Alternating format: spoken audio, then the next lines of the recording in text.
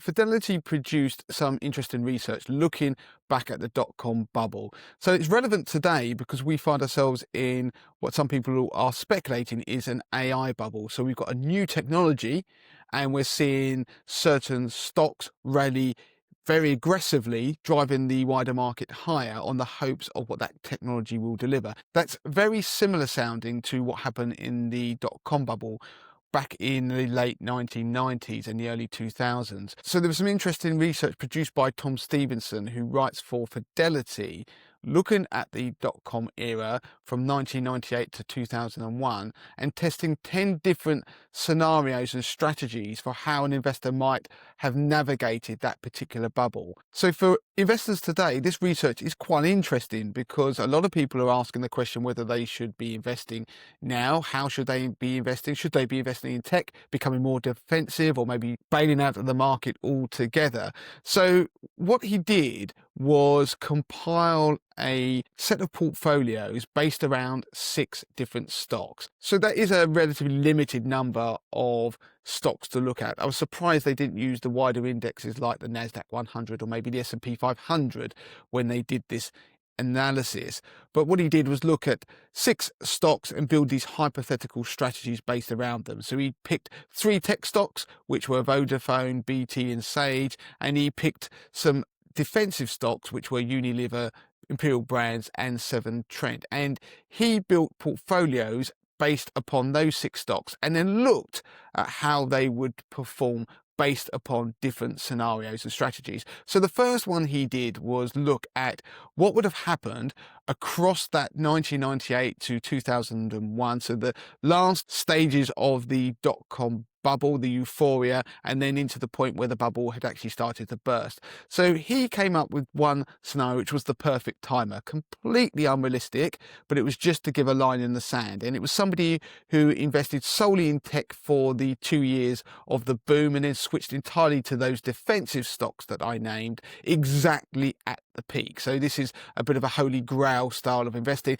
completely impossible to execute. And that person would have made 711% over that 4-year period. Then, of course, there is the other end of the scale. So just to give you again a line in the sand, somebody who only invested in defensives during the boom time and switched to those tech stocks right at the peak of the dot-com bubble. And that scenario, which is basically the nightmare scenario, that person lost 61% of their money. So while those 2 scenarios are completely unrealistic, and while they give you lines in the sand, they aren't much use when it comes to the real world because you don't know where the top of the bubble is, or you only know that with the benefit of hindsight, as we did with the dot-com scenario. So if we look at some other scenarios, one of them was the scenario that he called the realist, and this person simply held all 6 shares, so they had a balanced portfolio through the entire 4-year cycle, and that person made 77%. And this is a sort of practical approach which would be the one that you would see widely recommended by investment experts. Then you have a scenario which he called the Luddite, so somebody who is really anti-technology, and they only invested in defensive stocks for the whole of the 4-year period. So in the last stages of the euphoria around the dot-com era and into the period where it started to burst. That person made a 64% return. So they missed the massive tech gains that happened just before the crash, but of course they avoided the worst of the crash afterwards. Then he had a scenario of somebody he called the tech bro, which is somebody who just invested in the tech stocks right the way through the last stages of the dot-com bubble and then in the aftermath when it crashed. So across the whole 4-year period he analysed, this person only held those 3 tech stocks. Now that person made 89% return. So while the final return is high, it was extremely volatile, as you can imagine, because once the bubble started to burst, then they would have seen their portfolio tumble. Then he looked at some other scenarios. So scenarios where somebody was trying to market time. So this person was somebody he called the panic early person. So they made a 91% return, and they did that by holding a balanced portfolio for the first year and then going defensive, so 100% in those defensive shares for the remaining 3 years of that period from 1998 to 2001. And what they did is they captured some of the upside, but it also protected their capital, but they missed the final peak of the boom. The next scenario he looked at was somebody who jumped on the bandwagon quite late. So they had a balanced portfolio, so they had all 6 shares for 1 year, then they switched 100% to tech for the remaining 3 years. This person got a return of 63% across that 4-year period, and that's because the gains they had were capped because they missed the first year of the tech surge, but they then saw the fallout of the bubble bursting. The next scenario is the disaster switch. So this person held a balanced portfolio for 2 years, so between 1998 and the end of 2000, and then switched to tech at the peak because of the FOMO, fear of missing out. This person only made 20%. The next scenario is a person who held a balanced portfolio and then switched to tech for the year before and after the peak before reverting back to a balanced portfolio. So they got some high returns, but there was a bit of high stress in the trading of that. They got 103% return. And the final scenario was somebody who held a balanced portfolio but happened to be in defensive for the 2 years around the peak. So this person made 52% return. So if you look at all those in the round, then ignoring the person who would have had complete 2020 foresight, the first scenarios that I mentioned, which are completely unrealistic, the person who was balanced and then went into tech for the peak and then went back into balanced, they did the best with 103% return. Again, that would be luck because you wouldn't know when the peak was, but that was a strategy that worked well. The person who panicked early was next. They were the person who were balanced for a year, they went defensive.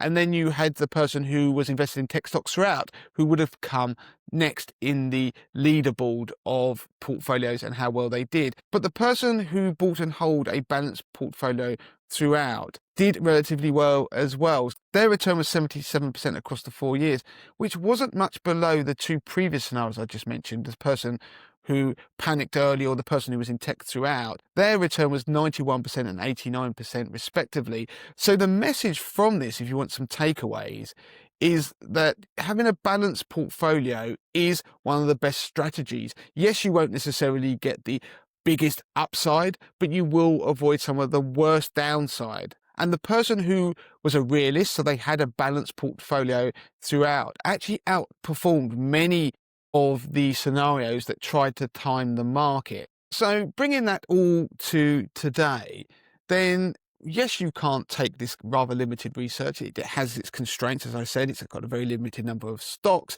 It's got the benefit of hindsight as well. And a number of those scenarios are just unrealistic because they benefit from hindsight. So you couldn't apply them in a market like today. But what it does show is that there is sense in managing a balanced portfolio, trying to time the market. You might get it right in terms of hitting the peak if you go wading into AI stocks, if you do think we are in an AI bubble, but you might also get it wrong. So if you're in early, then you've already made some gains, then great. But really, being in a balanced portfolio, if you take that research, it just emphasizes the notion that you should try and maintain a balanced portfolio rather than time the market. But one thing I would say is that when you're looking at portfolios now, then with the AI stocks, about 30% of the S&P 500 is condensed into a small number, about 6 stocks, where a lot of them are backing the whole AI theme. They're putting a lot of money into AI and they rely on AI delivering the hopes and dreams that everybody expects of it as a technology. So there is a risk, even if you are in something like a tracker of the S&P 500, which again reiterates the point that you should be balanced and maybe have a wider portfolio that has a range of assets in it. For example, the FTSE 100 in the last couple of weeks has done relatively well and has outperformed the S&P 500 on a number of occasions because it doesn't have a large tech exposure. It has exposure to other sectors, particularly things like commodities, oil. It has other things as well, like financials in there that drive a lot of the performance. So when you get tech stocks fall, then I wouldn't be surprised if other areas where people are looking for value, we see rotation out of growth stocks like tech into areas like value stocks. So some of those are things like healthcare, but other areas geographically as well. I talked about that in recent weeks on the podcast. So having a balanced portfolio can help limit the downside if we are in an AI bubble and if that bubble does ultimately burst. One thing to always remember when you're investing, I liken it to trying to walk across a mountain range. So where we are at the moment could be one of the peaks in that mountain range. But to get your investing journey, to complete it through the years to where you want to be, and you might have a very long investment time frame, and hopefully you do, because then you can ride these ups and downs. It's like navigating that mountain range, and to get to the next peak, which is and could be higher than the one you are on, then you've got to go down to climb up the next peak. So you are going to have those ups and downs. And so whenever I'm talking to people about investing and they've got a long investment time frame, so we're talking about maybe their pension, it could be multi-decades that pension will be invested before they access it. It's not this bubble, if there is one you've got to worry about, or the next market downturn, because you are going to go through a whole wave of them before you get to access your money and ultimately retire.